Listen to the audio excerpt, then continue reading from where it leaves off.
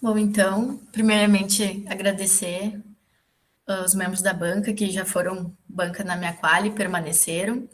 A minha dissertação, então, vou apresentar no programa de pós-graduação em Arquitetura, Urbanismo e Paisagismo da UFSM. Minha orientadora é a Prof. Vanessa Dornelles e eu tive apoio da CAPES por um período do meu mestrado.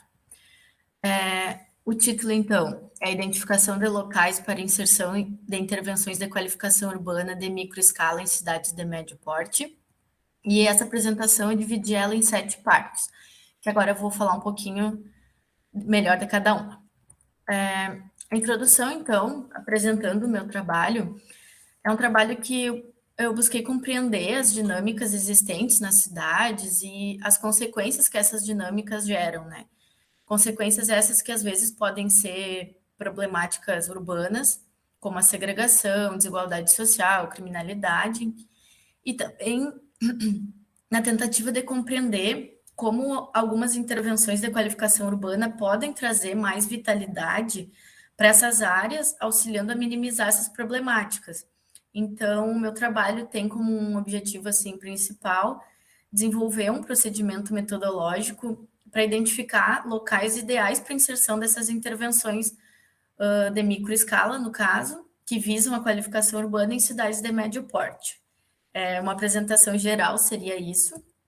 A questão principal, então, da minha pesquisa é de como que essas estratégias de intervenções urbanas, que se mostram eficientes para minimizar essas problemáticas em alguns locais, como elas foram inseridas e, entendendo isso, como surge a necessidade de compreender como que eu ia identificar os melhores locais para implantação desses projetos, projetos desse mesmo caráter, né, de qualificação, em cidades de médio porte. Então, a questão principal é como pode ocorrer a implantação de intervenções de microescala para qualificação urbana em cidades de médio porte.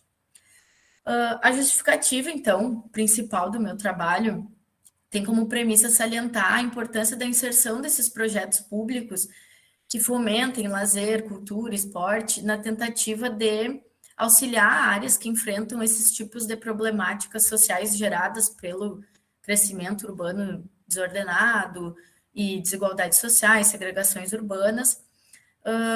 Essa seria, então, a justificativa principal, mas também eu quero explicar também outras 3 justificativas de por que cidades de médio porte. As cidades de médio porte são cidades entre 100 e 500 mil habitantes, que nas últimas décadas no Brasil, assim, tiveram um crescimento bem significativo. Então, são cidades que possuem um potencial a ser explorado ainda, e nesse caso também justifica-se pelo fato de que a gente vê muito projeto urbanístico de grande escala em cidades metrópoles, a gente vê muita coisa em São Paulo, por exemplo, e não tem muito material de como pode ocorrer a implantação desses projetos em cidades menores, né? A justificativa de utilizar o bairro, além de usar o bairro como um elemento que entender uma comunidade, que cada bairro tem sua particularidade, seus atores, suas unidades de vizinhança, também se deu lá anteriormente, na minha etapa de qualificação, que eu fiz umas entrevistas teste, e eu notava que os entrevistados não conseguiam indicar no mapa áreas muito pequenas, por exemplo, dentro dos bairros a gente sabe que existem vilas, outras comunidades, mas para os entrevistados seria difícil, uma coisa que, por exemplo, no ArcGIS eu conseguiria mapear, mas fazendo entrevistas e fazendo esse tipo de procedimento eu não conseguiria. Então, eu usei o recorte do bairro e a microescala seria intervenções mais pontuais mesmo, intervenções que atendam à necessidade do local onde elas estão inseridas, que não sejam projetos muito grandes e que facilitem até mesmo para os setores de planejamento e das prefeituras conseguirem também dar manutenção e acompanhar esses projetos e os moradores também acompanharem esses projetos de forma mais presente, assim. Então, os objetivos do trabalho, meu objetivo geral é desenvolver um procedimento metodológico para identificar locais ideais para a inserção dessas intervenções em microescala para qualificação urbana, né, em cidades de médio porte.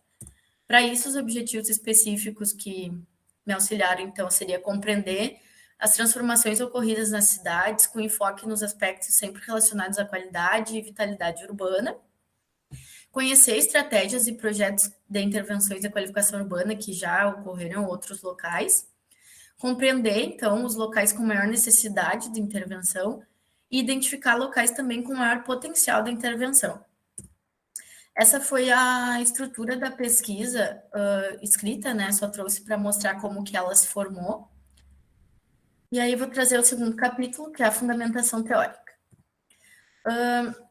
Na fundamentação teórica, eu precisei primeiro entender como foi o surgimento da cidade, a formação das cidades, como que aconteceram essas transformações, como que se deu o crescimento, desde o surgimento que até o Milton Santos traz, que a agricultura foi um fator primordial para surgirem as cidades, né? Que então as pessoas conseguiram se aglomerar e permanecer no mesmo local. Desde essa parte, todo o histórico até o crescimento atual, que muitas vezes, quando ele é desordenado e sem planejamento, gera áreas de segregação, que foi o meu segundo tópico. Então, entender essa segregação urbana, como essas áreas segregadas se produzem na cidade e também o que elas geram numa cidade.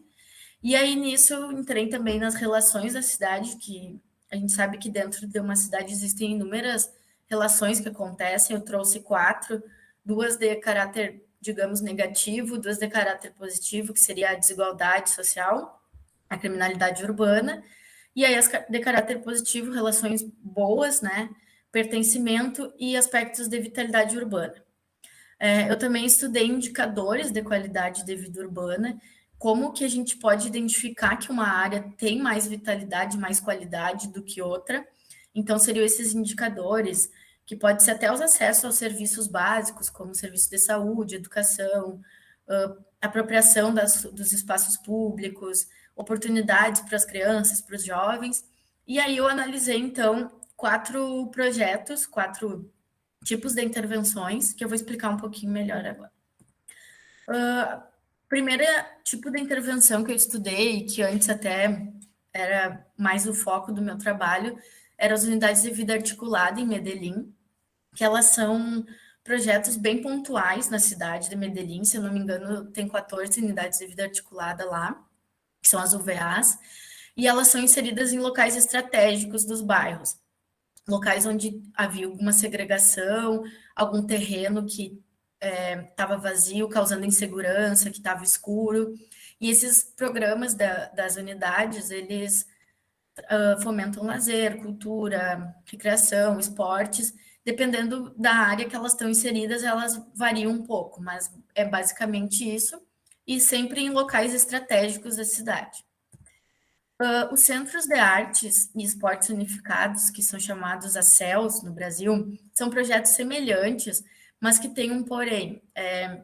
São modelos de projetos que foram criados pelo PAC, né, no Programa de Aceleração do Crescimento, e eles são inseridos em diversos lugares do Brasil, se eu não me engano, o projeto é para 300 unidades.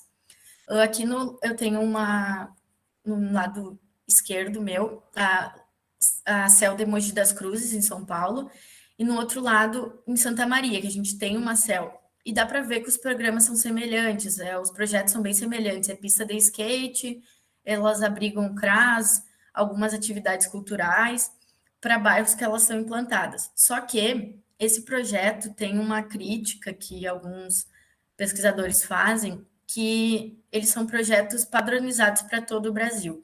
E a gente sabe que o mesmo projeto que funciona no Nordeste não funcionaria no Sul, questão de conforto térmico. Então, tem várias questões que não estão atendendo às necessidades das comunidades onde eles estão sendo implantados. Esse projeto é o bairro Cantinho do Céu, em São Paulo, que me chamou a atenção porque era uma área de risco, porque é na beira de uma represa, e era uma área de ocupação irregular, com bastante problema. Então, foi um projeto que também atendeu a necessidade do local, regularizou essa área, trouxe área esportiva, área de contemplação, área de lazer, dá para ver na imagem ali que as pessoas estão ocupando bem o projeto, que entra nessa questão de projetos mais específicos para o local onde eles estão sendo implantados, né? Aqui também entrando, então, na questão de práticas urbanas criativas, assim, práticas urbanas mais rápidas na questão da acupuntura urbana, do urbanismo tático. Tem o exemplo da Times Square, que era essa via que era destinada só para carros, então eles resolveram fazer um teste, que eles pintaram a via, inseriram as mesas para ver se a população ia ocupar e super ocuparam.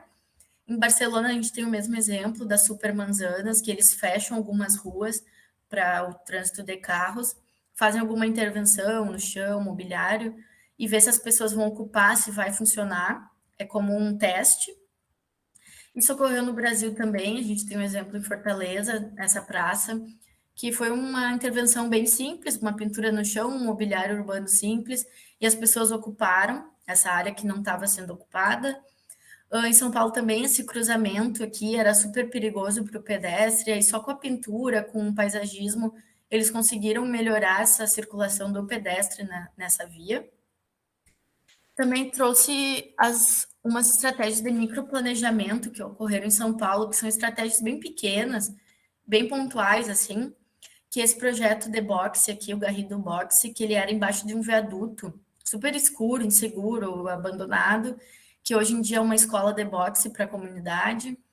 Tem o projeto Cidade Sem Fome também, que pega terrenos que estão desocupados, vazios, e promovem hortas urbanas para a população, hortas coletivas, né, da comunidade.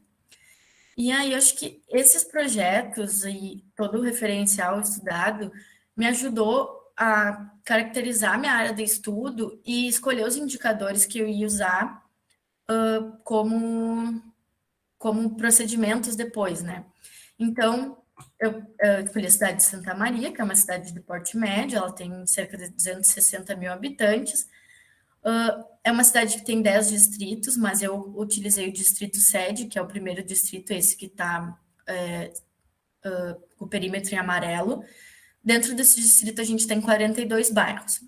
Aí, então, eu fui ver quais indicadores, dentro do que eu pesquisei, que podia ser um indicador, quais que eu conseguiria para Santa Maria. Então, eu sobrepus em Santa Maria, nos bairros, o indicador de vulnerabilidade econômica, o indicador de criminalidade, o indicador de vazio urbano e o indicador de pertencimento e organização comunitária. Aí, agora, nos procedimentos, eu vou mostrar como que eu obtive cada indicador e como que eu mapeei isso. Então, meus procedimentos têm 3 etapas que eu vou falar melhor assim. A etapa de fundamentação teórica, então, como eu já falei, embasou todo o meu trabalho para eu entender o que eu teria que estudar, quais indicadores que eu poderia utilizar, os projetos que funcionaram, que não funcionaram em alguns locais. A minha etapa 2 de mapeamento, que é a maior etapa do meu trabalho, que é onde, então, eu peguei os dados dos indicadores escolhidos, analisei, mapeei, na busca de tentar entender, então, quais os bairros da cidade teriam potencial e necessidade de intervenção. Então, essa etapa tem 4 fases. A primeira fase é o mapeamento de vulnerabilidade econômica, né, para analisar a desigualdade na distribuição de renda na cidade e compreender onde que os bairros mais vulneráveis socioeconomicamente se localizavam.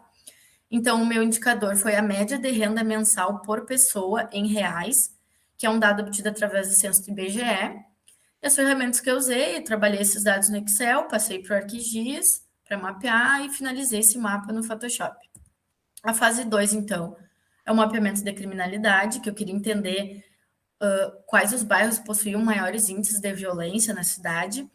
Essa fase eu perdi um tempinho, porque foi bem difícil de conseguir esse indicador. Eu tive que ir em vários setores de segurança da cidade, solicitar, fui para outros, e até que eu cheguei na Brigada Militar, depois de ofícios e alguns procedimentos, eu consegui uma reunião com o serviço de inteligência da Brigada, e aí eu pedi dados que me indicassem quais bairros da cidade tinham índices de violência. Eles me explicaram que eles não podem me dar dados, por exemplo, do tráfico, porque são dados que ainda estão ocorrendo, investigações que ainda existem. E ele me ofereceu que ele poderia me dar, era o número de CVLI, que são crimes violentos, letais e intencionais. Que ele me explicou que seria o tipo de crime mais violento que pode me indicar qual bairro possuía mais violência, e ele poderia me dar de 2020 e 2021. Então, eu também peguei esses dados, trabalhei no Excel, ArcGIS e Photoshop. No fase 3, que é o mapeamento dos vazios urbanos, eu queria entender os bairros que tinham potencial e áreas disponíveis, né, dados físicos para isso, para receberem alguma intervenção. Então, eu peguei a porcentagem de vazios urbanos dos bairros, né, que tinha a porcentagem de vazios que existiam dentro de cada bairro. Esse dado é do IPLAN, de Santa Maria, também Excel, ArcGIS e Photoshop. Na fase 4, que era o meu mapeamento de pertencimento e organização comunitária, eu queria entender quais bairros assim se apropriariam melhor de intervenções e que teriam uma melhor receptividade assim de uma intervenção que fosse implantada lá. Só que esse indicador não existe esse dado pronto, então eu tive que fazer ele através das entrevistas com gestores e funcionários do município para ver o que eles me diziam sobre os bairros, o que eles sabiam, né? Conhecimento deles. Então eu utilizava aqui, deixa eu só mostrar, eu dava esse mapa impresso para o entrevistado em A3, que tem o nome dos bairros, dos 42 bairros e a divisão deles, e pedia para eles me indicarem quais bairros que eles consideravam serem mais organizados como vizinhança, que possuíssem líderes comunitários, sedes de organização comunitária, associação, que se apropriam bem de projetos inseridos. E aí eu deixava eles se falando e marcando como eles queriam. Eu fazia poucas perguntas, assim.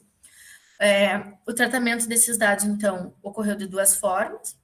Eu contei o número de menções que cada bairro recebeu. Eles marcavam, então, eu contava quais bairros tinham recebido mais indicações, digamos, e transcrevia as entrevistas. Na etapa 3, então, eu precisava reunir, organizar e elencar esses dados obtidos nos 4 indicadores para conseguir fazer depois uma discussão e entender, então, quais bairros realmente teriam maior potencial de receber intervenções e quais bairros teriam um menor potencial. Então, para isso, eu fiz uma tabela, que nas colunas em vermelho são os indicadores que indicam maior necessidade. Então, o bairro que tem a maior necessidade econômica, de vulnerabilidade econômica, ocupa a posição mais acima, e o bairro que possui a menor necessidade, a posição mais abaixo. Em verde, então, seria os indicadores que indicam o potencial. Então, o bairro que teria mais vazios urbanos, o bairro que teria maior apropriação. O que eu não pensei é que talvez no indicador de criminalidade e de apropriação, eu não tive 42 posições, porque tiveram alguns empates e alguns bairros que não foram citados. Então, eu tive que aplicar o peso 5 para todos, fazer a proporção do cálculo, para todos valerem a mesma nota, digamos assim. E aí, depois disso, eu fazia a média final de cada bairro. Então, se o bairro X estava numa posição super alta de necessidade, mas lá no potencial estava super embaixo, a média já ia baixando. Então, para chegar no resultado final. Aqui é o quadro que mostra os meus objetivos foram atendidos por cada etapa metodológica. Então, a parte de compreender a formação das cidades e as estratégias e projetos, eu atendo com a fundamentação teórica. A parte de compreender os locais com necessidade e potencial, eu atendo com os mapeamentos. E o objetivo geral, eu atendo com a etapa final de sobreposição dos indicadores. Os resultados, então, deixa eu tomar uma aguinha. Eu trago, então, os resultados da etapa 1, já expus, né, que está no capítulo no meu referencial teórico, que me embasou para realizar o restante do trabalho. A minha etapa 2, como eu falei, que é a etapa maior, que tem mais resultados, eu vou mostrar agora, então, esses mapas. E a etapa 3 eu trago na discussão final. Para a etapa 2, na fase 1, que era o mapeamento de vulnerabilidade econômica, esse aqui é a construção do meu mapa. O IBGE, ele traz os dados de renda em setores censitários. Então, eu tive que sobrepor o shape da divisão dos bairros de Santa Maria, fazer a média de todos os setores dentro de cada bairro para gerar, então, um mapa final. Que aí dá para ver, os bairros em tom mais escuro são os bairros com maior necessidade na questão da vulnerabilidade econômica, que tem a renda mensal de R$ 370 a 590, então é o bairro Nova Santa Marta, o bairro Caturrita, Salgado Filho, o bairro Lorenzi, o bairro Divina Providência. Esses bairros ocupam a porção mais sul da cidade e norte.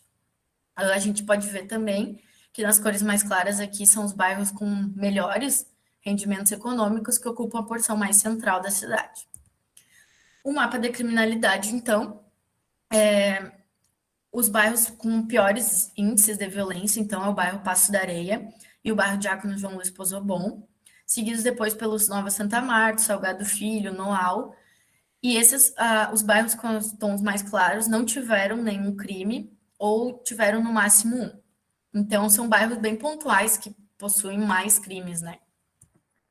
Para o mapeamento dos vazios urbanos, esse mapa de construção também, eu tinha o shapefile dos vazios, tive também que sobrepor com o shape dos bairros, que não era um dado separado, calcular então exatamente a quantidade de vazios, de áreas vazias proporcionalmente à área dos bairros, para gerar meu mapa de vazios urbanos. Então, a gente tem aqui na porção sul da cidade também o bairro Tomazete, o Diácono João Luiz Pozobon, o bairro que é sem denominação, o Boi Morto, e lá mais a norte, o Agroindustrial. São os bairros com maior porcentagem de áreas vazias para se ocupar. Dá para ver também que são bairros que estão na periferia da cidade, né, que é onde tem a área de maior expansão, possibilidade de maior expansão na cidade.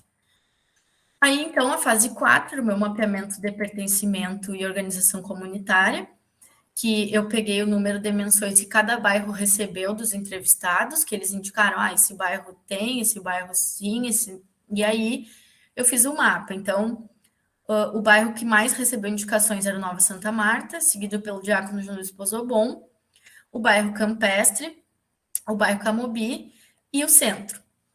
Aí, como as entrevistas me geraram, até surpreenderam minha expectativa, assim, porque me gerou muito material e muito detalhe importante sobre os bairros, eu trouxe elas em forma de transcrição do áudio falado pelos entrevistados. Então, eu tive 10 respondentes e todos são ligados aos setores de habitação ou planejamento urbano. Então, foram 2 vereadores, 2 assistentes sociais, 4 arquitetos urbanistas, 2 planejadores urbanos. Esses foram os mapas preenchidos por eles. Eu trouxe alguns só para mostrar que variou bastante. Alguns puxaram setinhas, outros botaram até o número de líderes comunitários que eles sabiam. Alguns só marcaram e falaram mais, outros trouxeram mais detalhes. E aí eu achei legal de trazer algumas falas deles que explicam algumas coisas. O centro, só voltar aqui, o centro e Camobi receberam bastante indicações, mas isso talvez tenha algum motivo, porque vários deles me trouxeram o centro indicando a Vila Belga, que tem esse caráter de união pela questão histórica e turística, e vários me trouxeram Camobi, mas também muito em função da universidade. Então, também eles trouxeram que nos últimos anos houve uma destituição das associações comunitárias muito grande. Então, várias perderam os líderes, abandonaram sedes, então essa questão está um pouco desorganizada em Santa Maria. E também um outro entrevistado me trouxe o que confirmou assim o fato de analisar os vazios urbanos, porque ele traz que a cidade tem uma expansão leste-oeste, que ela está muito linear, e que dentro disso ainda existem muitos vazios para serem preenchidos, muitos vazios em potencial. Dentro das entrevistas também, eu consegui entender alguns motivos para a organização comunitária desses bairros, porque foram itens que se repetiram entre vários entrevistados. Então, um item que eu considerei que foi bastante importante para essa organização comunitária dos bairros é a regularização fundiária, principalmente no bairro Nova Santa Marta e no bairro Lorenzi. Eu notei que eles indicaram porque a região era a região da ocupação e eles se uniram, a população se uniu para lutar pela regularização desses terrenos. Então, isso é um fator. O CEL e o CRAS, o Nova Santa Marta, também foi bastante citado, porque acredito que esses equipamentos unem também a população naquela região. Outro motivo que foi bastante citado para essa organização foram os bairros que possuem loteamentos do Minha Casa Minha Vida, ou Coabs, que é o Diácono João Luiz Pozobon, o bairro Lourenço, o bairro Camobi, o Parque Pinheiro Machado e Tancredo Neves. Então, foram itens que os entrevistados citaram. Ah, eu vou citar o bairro tal porque acho que lá no loteamento é bastante organizado. Eu observei isso. Outro fator também observado para bairros que não têm sede da associação são as escolas e as creches, porque normalmente elas servem como um meio de articulação para aquela comunidade. Então, no bairro Caturrito, no bairro Renascença, no quilômetro 13, isso foi citado. E também a questão política foi citada, porque alguns entrevistados explicam que Santa Maria possui parlamentares, vereadores, que vêm de alguns bairros, então, nos bairros onde eles agem, eles conseguem organizar essas comunidades também. Aqui na Teneves, o bairro Campestre, o bairro Tararé, tem essa questão da política também. Então, sobrepondo todos esses dados das etapas que eu citei, eu chego na tabela final, que elenca com as maiores médias, as menores médias, os bairros com os bairros mais ideais para implantar uma intervenção, os bairros menos ideais, considerados menos ideais. Então, os bairros com as maiores médias foi o Diácono João Luiz Pozobon, que, no caso, pontuaram melhor nos 4 indicadores, o bairro Nova Santa Marta, o bairro Lorenzi, o bairro Agroindustrial, o bairro Campestre e o bairro Camobi. E aí, nesse sentido, os bairros com as piores médias, que seriam os bairros menos indicados a receberem, que não tem tanta necessidade de receber uma intervenção ou nem tanto potencial, seriam os bairros Nossa Senhora de Lourdes, Nonoai, Nossa Senhora das Dores, Menino Jesus, Nossa Senhora de Fátima e Bonfim. Eu trago, então, o mapa final, que é um mapa que sobrepõe os 4 indicadores e traz esse resultado final. Então, como eu falei, aqui número 1 é o bairro Diácono João Luiz Pozobon, o bairro Nova Santa Marta, 2, o bairro Lourenço, o bairro Agroindustrial, que são as cores mais fortes, os bairros mais indicados, com as maiores médias finais, e nas cores mais claras, os bairros menos indicados. A gente vê que os menos indicados estão ocupando a região mais central da cidade, e os mais indicados ocupam sempre áreas mais periféricas da cidade. Nessa discussão, tem alguns pontos que eu acho que, quando eu conseguir sobrepor os dados, que é importante de falar, que, assim, os 10 bairros com as piores médias de rendimento mensal, todos ocupam porções periféricas da cidade. Outro fato importante também, que desses 10 bairros, apenas o bairro sem denominação não ocupa as piores posições quanto à criminalidade. Então, infelizmente, ainda tem muita essa ligação da vulnerabilidade econômica com a criminalidade. Sobre o potencial de apropriação dos bairros, os mais citados foram Nova Santa Marta, o Diácono, o Campestre, Camobi, o Centro, o Quilômetro 3, o Agroindustrial, o Parque Pinheiro, Lourenço, Tancredo Neves, Urlândia e Presidente João Goulart. Desses bairros, quando eles estão comparados com o indicador de vulnerabilidade econômica, só Camobi e Centro possuem médias mais altas de rendimento. Então, que também mostra uma certa tendência dos bairros mais vulneráveis economicamente a se organizarem de forma comunitária e talvez, acho que tem essa união também muito para se ajudar, para conseguir mais recursos, enfim. Outro ponto importante também, o bairro Passo da Areia foi o bairro que registrou maior índice de violência, foram 14 CVLIs lá, nesses 2 anos, e ele foi um bairro que não foi citado nenhuma vez por nenhum dos entrevistados como um bairro organizado de forma comunitária ou que tem pertencimento local. Isso, assim, confirma um pouco também a perspectiva de que essas organizações comunitárias, esse sentimento de pertencimento local pode auxiliar a reduzir problemáticas como a criminalidade, a violência nos lugares. Outro item também é que os 10 bairros com maior percentual de áreas disponíveis na cidade também são bairros que ocupam áreas periféricas ou as bordas da cidade, né? Aquela tendência do crescimento da expansão urbana realmente para as bordas da cidade. Trazendo, então, as considerações finais. do trabalho. Considerei assim que o trabalho atendeu a pergunta principal da pesquisa, uma vez que com esses procedimentos metodológicos eu consigo responder quais bairros de uma cidade de médio porte possuem mais necessidades e potenciais para receberem projetos de qualificação urbana. Não dá para deixar de citar também a pandemia do Covid, porque eu sempre digo, eu entrei no mestrado junto com a pandemia, então, principalmente o ano de 2020 foi um ano bastante incerteza, que atrasou algumas intenções e etapas, talvez, que eu tinha. Outro fator importante de considerar, perdão, que os dados do IBGE são de 2010, né, o último censo, então alguma coisa, alguma realidade pode estar diferente hoje, mas infelizmente a gente não tem um censo mais atualizado.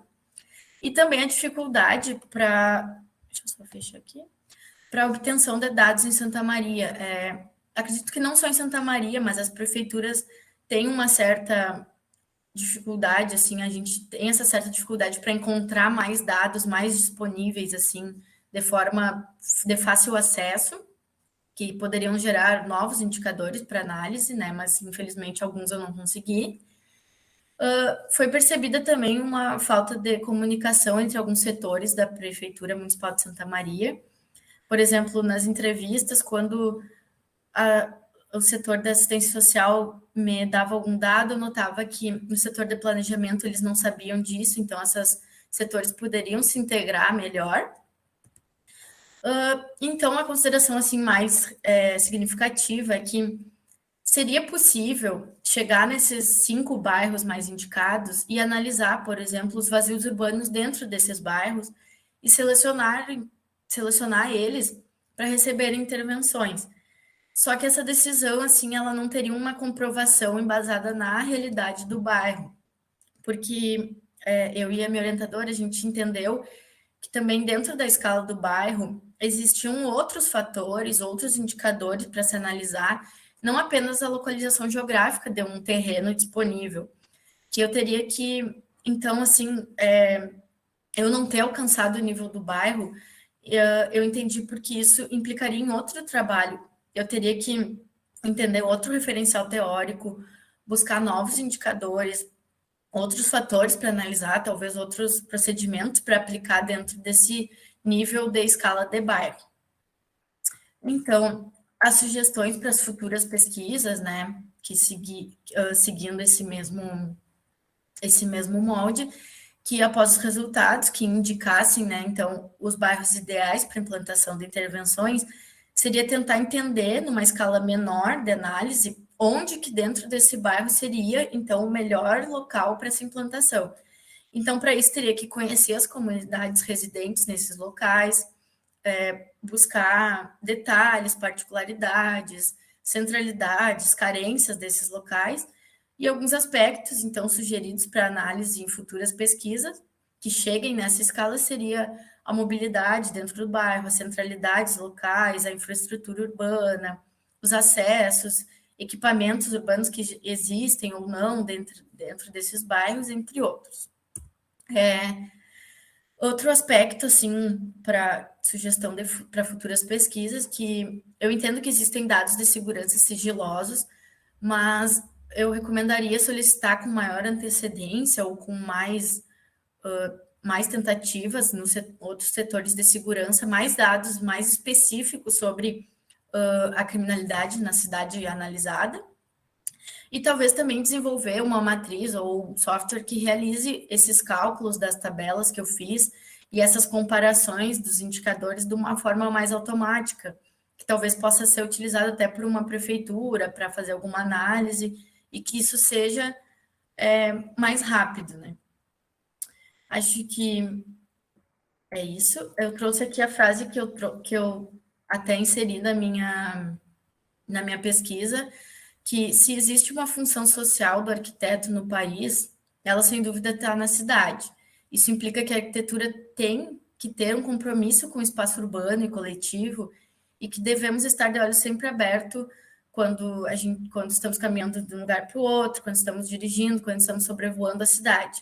A desigualdade nas cidades é uma construção social e os arquitetos precisam se encarar como participantes dessa sociedade. É uma frase da Hermínia Maricato que eu gosto bastante, uma entrevista que ela deu. E acho que era isso. Obrigada.